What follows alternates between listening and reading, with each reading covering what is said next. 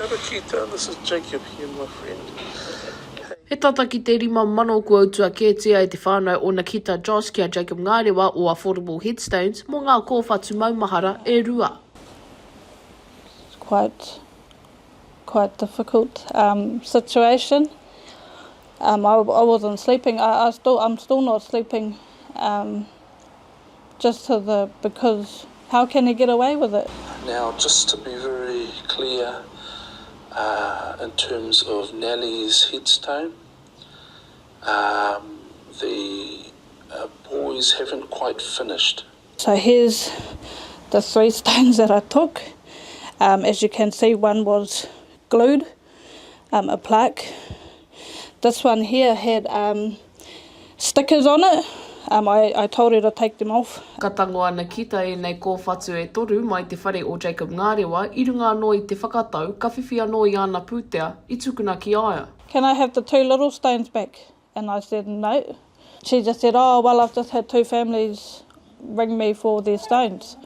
I go, well, what about my family? What about us? It's had a huge impact on our whānau. Those that were travelling, my brothers that went to go ready the gravesite for the kōhatu. It's frustrating. It's not only just about the headstone anymore. Our whānau have invested money into this. We got my sister travelling from Australia. Ko tōna tikanga ka tū te hura kōwhatu o te pāpā a Angela rāua ko Ramona Rota i ngā rangi uki o te wā aranga. Engari auare ake, ka utua hoki e te whānau Rota i a Jacob Ngarewa mo tētahi kōwhatu. I've just got to be completely honest, I don't have your stone. I don't know what it's meant to look like, I don't even know what shape it is. That's just a slap in the face, because if we're talking refund or any type of compensation, we're now talking about not only the cost of the headstone, but there's also expenses that are also involved that have already been invested into this. I tērā wiki karere mai a Ramona Rota i ahi te reiria mo te hura kōwhatu o tōna pāpā o tira ki te awhi i tōna tuakana. That kōhatu should have been completed and finished prior to the time that he ended up in hospital.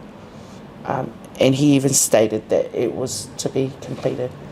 I actually went to the hospital. He was walking around, he was all good. He was walking up and down the corridor, and I just said, oh, kia ora, I'm Kita. And he goes, oh, hi, my mate. Oh, so sorry, oh, so good to see you, to finally meet you. And I was just like, oh, sorry I have to be like this, but what's happening? Where's my money, or what's happening with the stone? Ka ngana noa Aukaha ki te whakapātu ki a Jacob o tira tana māngai rānei, engari auare ake. A lot of tears the past week, especially from me, but I'm over that tear stage now. It's anger. We're thinking we're getting a deal, but really he's the one getting the deal in the end, which sucks. Kaupoko takitahi ngā whānau nei kia e arawa te kaupapa, kia tae ai o rātou taonga, te oki atu ai. Maisi kuki, mā Aukaha.